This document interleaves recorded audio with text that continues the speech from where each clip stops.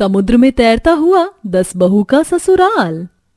कबीर, मुझे बहुत डर लग रहा है। ये समुद्र बहुत गहरा है और इस समुद्र के पानी का तापमान बर्फ जितना ठंडा है। मैं सांस नहीं ले पा रही हूँ। मैं ज्यादा देर तक तैर नहीं पाऊंगी। Kiara, don't lose your hope. इतने बड़े और गहरे समुद्र के अंदर कहीं ना कहीं कोई ना कोई टापू तो होगा। हमें किसी तरह तैर कर वहां तक पहुंचना होगा जहां से हमें मदद मिल सके। कियारा और कबीर नाम का एक कपल, जिनकी बोट समुद्र के अंदर डूब चुकी थी, किसी तरह खुद को बचाने की नाकाम कोशिश कर रहे थे। उनके चेहरे पर डर का मंजर छाया हुआ था। तभी एक बहुत ही भयानक चक्रवाती लहर दोनों को समुद्र में डुबा ले जाती है। जब दोनों की आंख खुलती है तो खुद को 10 गरीब बहू के बीच में पाते हैं।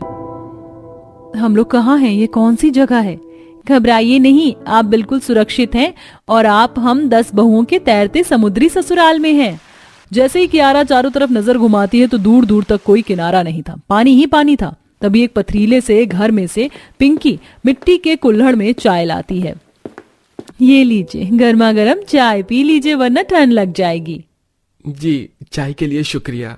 जहां दोनों समुद्र के उस खतरनाक तरंगों को देखने के बाद डरे हुए थे, तो वहीं 10 बहुओं के तैरते समुद्र पर बसे ससुराल को देखकर ताज्जुब कर रहे थे। उनके लिए उस समुद्र के अंदर की जिंदगी बिल्कुल आम थी।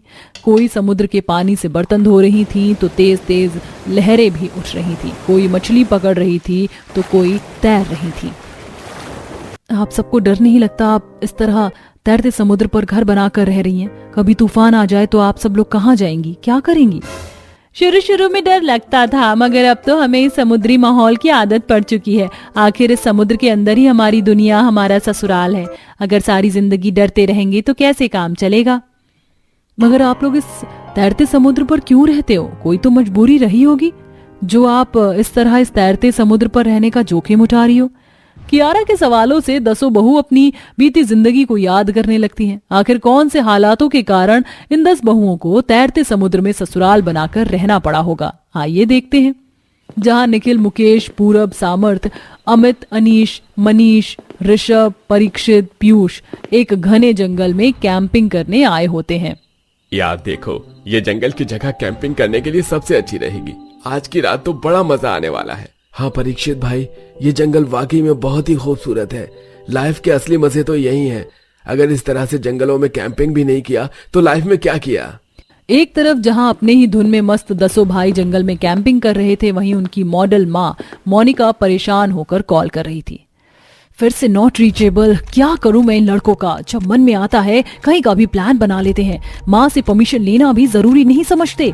इस तरह तो ये मेरे हाथों से निकल जाएंगे। इस बार मैं इनकी शादियां करवा दूंगी, आने दो इन्हें। सारे भाई खुशी से जंगल में नाइट पार्टी कर रहे थे। तभी एक शेर आ जाता है, जिसे देखकर सबकी सिट्टी पिट्टी गोल हो जाती है। शेर, बेटी की जान, आज तो हम सब गए। ऋषभ, कुछ कर यार। हाँ हाँ, तुम सब तो मुझे ही आगे कर देना ताकि ये शेर मेरा लेग पीस बनाकर खा जाए। करता हूँ ट्राई। हे भाई साहब, हमें पता है हम सिंगल पसले हैं, तुम टाइगर असली हो। अब चले भी जाओ, बच्चे की जान लोगे क्या? शेर उनकी तरफ बढ़ने लगता है। सबके पसीने छूटने लगते हैं। मर गए यार, कोई बचाओ, हमें कोई सुन सकता है क्या? बचाव की आवाज सुनकर जंगल में रहने वाले घर में 10 बहनें पिंकी, रोशनी, कम्मू, गुंजन, रूपाली, माधुरी, संगीता, बबीता, कविता, ललिता, मशाल और भाला लेके आती हैं। लगता है किसी को हमारी मदद की जरूरत है। 10 बहनें शेर का मुकाबला करती हैं। शेर भाग जाता है। थैंक गॉड आपने हम सबको बचा लिया। वैसे इतनी रात में आप इस घने जंगल में क्या कर रही हैं? एक जंगल ही हमारा घर है, लेकिन आपको यहाँ कैंपिंग नहीं करनी चाहिए थी। हमारी तो मजबूरी है यहाँ जानवरों के बीच में रहना, क्योंकि इस दुनिया में हमारा कोई नहीं, इसलिए यहाँ रहते हैं। आप लोग चाहे तो आज की रात हमारे घर के अंदर रह सकते हैं, सुबह चले जाना, क्योंकि यहाँ रहना खतरे से खाली नहीं है। जानवर सारी रात शिकार करने के लिए घूमते हैं। 10 भाई को उन 10 बहनों से प्यार हो जाता है और वो उनसे शादी करके उन्हें घर लाते हैं। मोनिका ऊपर के मन से उन्हें स्वीकार करने का नाटक करती है और जैसे ही उसके बेटे 1 महीने के लिए काम करने जाते हैं तो वह बहुओं को भगा देती है। भाग जाओ मेरे घर से, तुम जैसी जंगली बहू हमारे स्टैंडर्ड और क्लास से मैच नहीं करती हो, निकलो। ऐसा मत कीजिए माँ जी, इस अनजाने शहर में हम कहाँ जाएंगी? हमें यहाँ के बारे में कुछ मालूम नहीं है। तो मैं बताती हूँ, थोड़ी दूर में एक समुद्र है, जाकर उसी में डूब मरो ताकि चील बगुले तुम्हें नोच कर खा जाएं। सांस के निकालने पर सब टूटी उम्मीद लेकर समुद्र पर आ जाती हैं। शायद हम 10 बहनों की तकदीर में खुशियां लिखी नहीं, इसी तरह से भटकना लिखा है, कभी जंगल में तो कभी समुद्र में। ठीक कहा माधुरी बहन, इसलिए तो दुनिया बनाने वाले ने हमारा इस संसार में कोई घर नहीं बनाया है। तभी सबकी नजर समुद्र के काफी अंदर बहुत से बगुले हंस पर पड़ती है। वो देखो, लगता है समुद्र के अंदर कोई जमीन है। देखो कितने पक्षियों का झुंड है। क्यों ना हम बहुएं इस तैरते समुद्र पर ही अपना ससुराल बसा ले, जैसे जंगल में रहा करते थे। ख्याल तो अच्छा है, चलो आज से शुरुआत करते हैं। समुद्र के अंदर तक पहुंचने के लिए सबसे पहले हमें एक नाव बनाना होगा। चलो सब मिलकर काम शुरू करते हैं। 10 जंगल से लकड़ियां काट कर लाती हैं और कड़ी मेहनत से एक मजबूत नाव बनाकर समुद्र के अंदर पहुंचती हैं, जहां किनारे पर पेड़ पौधे और समुद्र के अंदर पत्थर ही पत्थर थे, जिसे देखकर पिंकी रूपाली को जुगाड़ सूझता है। देखो इस समुद्र के अंदर कितने चमकीले और सुंदर पत्थर हैं, हम इसी से अपने रहने के लिए घर बना लेते हैं। हमारा पत्थर वाला घर समुद्र की तेज लहरों में भी नहीं टूटेगा। हाँ चलो सब पत्थर निकालते हैं। अब 5 समुद्र के ठंडे पानी में से पत्थर निकालती हैं तो 5 घर तैयार करने लगती हैं। तभी समुद्र की तेज लहरों के साथ कई सारे सीप और शंख माधुरी रोशनी को मिलते हैं।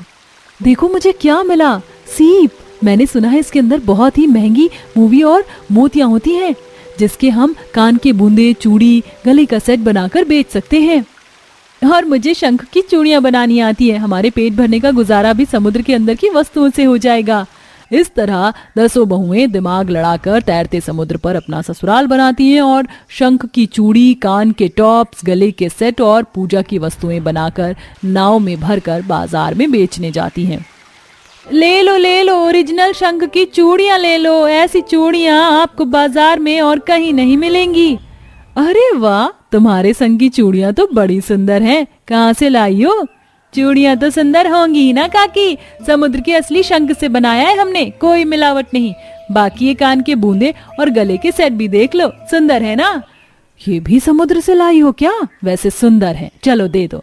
इस तरह शंख और मोतियों के बने सामान को खरीदने के लिए लोगों की भीड़ लग जाती है। और अब इसी तरह 10 गरीब जुगाड़ू बहुएं तैरते समुद्र वाले ससुराल में गुजर बसर करने लगती हैं। हालांकि अभी उन्हें कई मुश्किलों का सामना करना पड़ रहा था, जैसे कि उनके ससुराल में बिजली नहीं थी और समुद्र का पानी खारा होने के कारण वह मुश्किलों से पीती थी, मगर धीरे धीरे उन्हें आदत पड़ गई थी।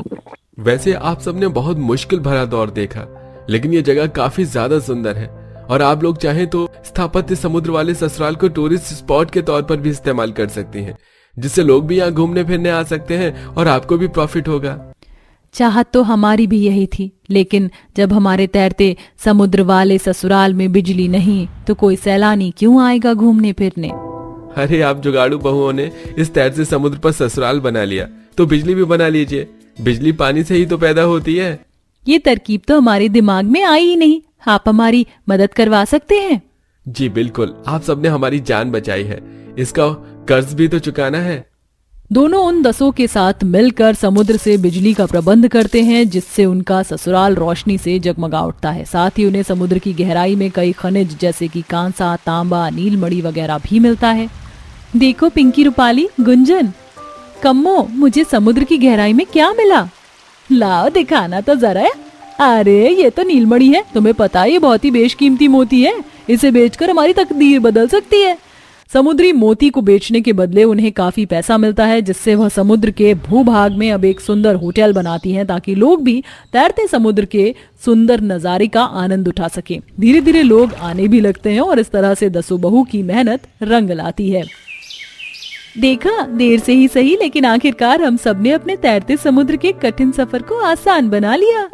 हाँ देखो, आज हमारे इस तैरते समुद्र में लोगों की कितनी चहल पहल है। ये हमारी मेहनत और संघर्ष का भी फल है। एक साथ मिलकर नामुमकिन को भी मुमकिन में बदला जा सकता है। तुमने सही कहा। आखिर में खुशी खुशी 10 बहुएं अपने तैरते समुद्र वाले ससुराल में जिंदगी व्यतीत करने लगती हैं। रश्मि एक बहुत ही अमीर घर आई होती है। रश्मि की शादी भी अच्छे खासे घर में होती है। रश्मि की सास अनीता और ससुर मनोज भी स्वभाव में काफी अच्छे होते हैं। एक शाम मनोज अपनी पत्नी से कहता है, तुम्हें याद है एक बार मैंने तुम्हें बताया था ज्योति के बारे में? जी याद है मुझे, लेकिन अब क्यों आप बता रहे हैं? कोई काम था क्या उसे? मैं ये सोच रहा हूँ कि हमारा छोटा बेटा अर्जुन भी शादी के लायक हो ही गया है। आज नहीं तो कल उसकी शादी भी करनी ही है। हम भी अब बूढ़े हो रहे हैं। अपने सब बच्चों की शादी के बाद हमारी जिम्मेदारी भी खत्म हो जाएगी। ये तो आप सही कह रहे हैं, लेकिन मुझे कुछ समझ नहीं आ रहा कि आप अचानक से ये सब बातें क्यों कर रहे हैं। मैं आज शाम को जब टहलकर घर आ रहा था तो ज्योति नजर आई मुझे। बेचारी अकेली ही अब अपना घर संभाल रही है। उसकी माँ की भी तबीयत अब खराब रहने लगी है। देखकर बहुत बुरा लगा मुझे। सच में भगवान ने ज्योति के साथ तो बहुत ही नाइंसाफी की है। इसलिए मैं सोच रहा हूँ कि क्यों ना हम अपने बेटे अर्जुन की शादी ज्योति से करा दें। हमारे घर अमीर घर की बहू तो आ गई, लेकिन ज्योति को जब भी देखता हूँ तो मेरा मन यही करता है कि काश ज्योति हमारे घर की छोटी बहू भी बन जाए। अरे वाह, आपने तो इतना अच्छा विचार दिया है। मैं तो आपके इस फैसले से पूरी तरह सहमत हूँ। हमें ज्योति जैसी अच्छी लड़की कहीं ढूंढने पर भी नहीं मिलेगी। ठीक है, फिर जब हम दोनों की सोच मिलती है तो इस मामले में मैं एक बार अर्जुन से भी बात कर लूंगा, और अगर सब सही रहा तो ज्योति ही हमारे घर की बहू बनेगी। मनोज अब इस बारे में अपने बेटे से बात कर लेता है। अर्जुन को भी इस शादी से कोई ऐतराज नहीं होता और कुछ ही दिनों में मनोज, अर्जुन और अपनी पत्नी के साथ ज्योति के घर रिश्ते की बात के लिए चले जाते हैं, जहां ज्योति अपनी गरीब माँ नीलम के साथ रहती है। जी नमस्कार। जी मैंने आपको पहचाना नहीं। कौन है आप और यहाँ क्यों आए हैं? कोई काम है क्या? अरे माँ, मैं जिन लोगों के कपड़े प्रेस करती हूँ उनमें से एक ये भी हैं। इनका काफी अच्छा परिवार है। मनोज अंकल, आप यहाँ? बेटा, हम यहाँ एक बहुत ही शुभ काम के लिए आए हैं। देखिए बहन जी, हमें आपकी बेटी बहुत पसंद है। हम आपकी बेटी को काफी समय से देखते आ रहे हैं और मैं यही चाहता हूँ कि आपकी बेटी हमारे घर की बहू बने। क्या मेरी बेटी के लिए इतने बड़े घर से रिश्ता आया है? देखिए, आपको मेरी बेटी पसंद है, लेकिन देखिए बहन जी, मैं समझ रही हूँ यहाँ आपकी बेटी की शादी के बारे में बात हो रही है तो आपको थोड़ी चिंता तो हो ही रही होगी, लेकिन हमें इतनी भी कोई जल्दबाजी नहीं है। आप आराम से सोच समझकर हमें अपना जवाब देना। नहीं नहीं, ऐसी कोई बात नहीं है। हम इतने गरीब लोग हैं, हमारी हैसियत आपके जितनी नहीं है, इसलिए मुझे डर लग रहा है शादी की बात आगे बढ़ाने में। बहन जी, हमारे लिए अमीर गरीब मायने नहीं रखता है। आपकी बेटी की सादगी हमें बहुत अच्छी लगती है। जिस तरह इतनी मुश्किलों के बाद भी आपकी बेटी कभी हार नहीं मानती और सब कुछ अकेले ही पूरी हिम्मत से कर रही है, तो हमें ये देखकर बहुत गर्व हो रहा है। हम आपसे कुछ नहीं चाहते सिवाय इसके कि आपकी बेटी एक जोड़े में अपने ससुराल आए। मनोज और अनीता इसी तरह बात करने ज्योति और अर्जुन की शादी तय करवा देते हैं। शादी की तैयारी भी अब शुरू होने लगती है। ये सब देखकर रश्मि को बिल्कुल भी अच्छा नहीं लग रहा होता और वो अपनी सास से कहती है, माँ जी, देवर जी को तो एक से एक लड़की मिलती है, अमीर घर की वो भी। फिर आपने उस गरीब ज्योति से ही क्यों देवर जी का रिश्ता तय किया? बहू, शादी के बाद तुम दोनों देवरानी जेठानी का जो कुछ भी होगा वो मायके से नहीं बल्कि ससुराल से होगा। तो अब अमीर आए या गरीब आए, उससे हमें क्या लेना देना है? रश्मि नहीं चाहती थी कि उसकी गरीब देवरानी आए। दिन निकल रहे होते और शादी का दिन भी नजदीक आता जा रहा था। कुछ दिनों बाद मनोज गहने और नए कपड़े लाकर अनीता को देता है। ये लो, तुमने जितने भी गहने दिए थे मैंने सब में पॉलिश करवा दिया है, और तुमने तो जो कुछ भी लाने को कहा था वो भी मैं ले आया हूं। एक बार देख लो, कहीं कुछ रह तो नहीं गया। हाँ, अगर रह गया है तो अभी बता दो, मैं जल्दी से ले आऊंगा। नहीं नहीं, सब ठीक है और कुछ नहीं लाना। सारा सामान लेकर दोनों रश्मि के पास जाते हैं और रश्मि से कहते हैं, रश्मि बहू, तुझे अपनी देवरानी के घर ये सब शगुन लेकर जाना है। मैं क्यों माँ जी, आप दोनों क्यों नहीं जा रहे? वैसे भी आपकी पसंद की बहू है ना। अरे बहू, कुछ रस्में घर की बड़ी बहू को ही करनी होती हैं, और हमारे घर की तो बड़ी बहू तू ही है ना, इसलिए ये सब तुझे लेकर जाना है। ठीक है, अब आप लोग इतना कह रहे हैं तो मैं चली जाऊंगी। मैं तैयार हो जाती हूँ, फिर जाऊंगी। ठीक है बहू, लेकिन थोड़ा जल्दी तैयार हो जा, क्योंकि वो लोग भी इंतजार कर रहे हैं। रश्मि अब काफी गहने और अपनी सबसे महंगी साड़ी पहनकर तैयार हो जाती है और अपनी सबसे बड़ी गाड़ी में ज्योति के घर जाती है। मोहल्ला काफी छोटा होता है, इसलिए मोहल्ले के बाहर ही गाड़ी को खड़ी करके रश्मि पैदल ज्योति के घर पहुंचती है। ओहो, कैसा मोहल्ला है ये, इतनी गंदी बदबू। आप लोग यहाँ पता नहीं कैसे रह लेते हैं। मेरी तो गाड़ी तक नहीं आ पाई, यहाँ पैदल आना पड़ा है। दीदी आइए ना, बैठिए, आप थक गई होंगी। रुकिए, मैं अभी आपके लिए पानी लेकर आती हूँ। ज्योति के घर में भी आसपास के लोग और कुछ रिश्तेदार आए होते हैं। सब लोग रश्मि की खातिरदारी में ही लग जाते हैं। ज्योति रश्मि को पानी देती है, रश्मि ज्योति को नीचा दिखाने लगती है। वैसे कुछ भी कहो ज्योति, तुम्हारी तो किस्मत ही चमक गई। कहाँ तुम इस बाथरूम जैसे घर में रह रही हो और अब कहाँ तुम्हारी शादी इतने बड़े घर में होने जा रही है। तुम यही सपना देखती होगी ना कि बस कोई बड़े घर का लड़का पट जाए, क्योंकि अमीर तो तुम वैसे कभी हो ही नहीं सकती। वो दीदी, आप यहाँ अकेले ही आई हैं, आपके साथ कोई नहीं आया? देख रही हो ज्योति, मैंने कितना महंगा हार पहना है। ये मुझे मेरे मायके से मिला है। वैसे तुम्हें क्या मिलेगा तुम्हारे मायके से? ओहो, मैं भी कुछ भी कह रही हूँ। तुम्हारे मायके को तो पहले जरूरत है मदद की। तुम लोगों की इतनी हैसियत ही कहाँ कि तुम हमारी बराबरी करो। बेटा, शगुन का सामान कहाँ है? अरे हाँ, आप लोगों ने इतना महंगा सामान पहले कभी देखा भी नहीं होगा ना, इसलिए आप लोग बहुत ही उत्सुक होंगे इतना सब देखने के लिए। चलिए, जीवन में मिला सबसे महंगा तोहफा तुम्हें दिखा देती हूँ मैं। रश्मि शगुन का सारा सामान दिखाने लगती है, जिसमें महंगे महंगे गहने, महंगी साड़ियां, सब होता है। ये देखो, ये हार कितना भारी है। तुम इतने भारी हार का वजन झेल पाओगी? दीदी, आप ये क्या कह रही हैं? अरे क्या हुआ, कुछ गलत कहा क्या मैंने? तुम्हें पता है ये कितना महंगे गहने हैं? इन सब गहनों के वजन को उठाना तुम्हारे बस की बात नहीं। रश्मि बेटा, हम लोग कुछ नहीं कह रहे हैं, शांत खड़े हैं। इसका मतलब ये नहीं कि तुम कुछ भी कहती जाओ। हमारे पास जितना है हम उसमें खुश हैं। हमें जरूरत नहीं है तुम्हारी तरह यूं पैसों पर घमंड करने की। ओ प्लीज आंटी जी, घमंड करने के लिए ना पैसे होने भी चाहिए। आप लोगों की हालत से ही पता चल रहा है कि आप लोग कितने फटीचर हो। आपको चिल्लर भी लाखों लगते होंगे। मेरा मायका भी बहुत अमीर है और ससुराल भी, लेकिन किस्मत तो इस ज्योति की है जिसने लंबा हाथ मारा। गरीब मायके से सीधा अमीर घर में जाएगी। अब पूछने का तो फर्ज बनता है ना मेरा कि इतने महंगे गहने, भारी साड़ी का वजन आपकी लाडली बेटी उठा भी पाएगी? रश्मि सबके सामने ज्योति और उसकी माँ को नीचा दिखा रही होती है, और वो भी सर झुका के रश्मि की सब बातें सुन लेते हैं कि तभी वहां रश्मि के सास ससुर आ जाते हैं। रश्मि बहू, ये सब क्या हो रहा है? हमने तुम्हें यहाँ शगुन करने के लिए भेजा था और तुम यहाँ तमाशा कर रही हो, इन्हें नीचा दिखा रही हो। माँ जी, पापा जी, आप यहाँ? हाँ, हम यहाँ। वो तो भगवान का भला हो जो तुम खानदानी गहने घर में ही भूल आई थी। अगर तुम घर नहीं भूलती और हमें तुम्हारे पीछे यहाँ नहीं आना पड़ता, तब तो हमें कुछ पता ही नहीं चलता कि यहाँ हो क्या रहा है। हाँ, तो मैंने गलत क्या कहा पापा जी? आप खुद ही बता दीजिए ना। तुम्हारी हर एक बात गलत थी। तुम अमीर घर से आई हो, लेकिन इसका मतलब ये बिल्कुल भी नहीं है कि तुम किसी गरीब को कुछ भी बोल सकती हो। ज्योति हमारी पसंद है, जब हमें ही कोई फर्क नहीं पड़ता हमारी दोनों बहुओं से कि वो कहाँ से आ रही हैं, तो तुम कुछ बोलने वाली होती कौन हो? जिस इज्जत से तुम आई थी हमारे घर, जो मान सम्मान तुम्हें मिला था, वो सब तुम्हारी देवरानी को भी मिलेगा। तुम्हारी सोच पर मुझे शर्म आती है। हमें अपनी बहुओं के खानदान से कोई मतलब नहीं है। हमें तो बस अपनी दोनों बहुएं ही बहुत प्यारी हैं। तुम अभी के अभी माफी मांगो ज्योति से। आप दोनों बिल्कुल सही कह रहे हो। मैं अमीरी की चकाचौंध में ये भूल गई थी कि मेरे देवर की शादी हो रही है, और सच में गरीब अमीर कुछ नहीं होता। मैंने इतना कुछ कहा ज्योति को, लेकिन उसने पलट कर जवाब तक नहीं दिया। ज्योति, मुझे माफ कर दो। रश्मि को अपनी गलती का एहसास हो जाता है, जिसके बाद वो बड़ी धूमधाम से अपनी देवरानी को घर लाती है। अमीरी ने मुझे इतना अंधा कर दिया कि मैं एक बेसहारा लड़की की खुशी ना देख पाई।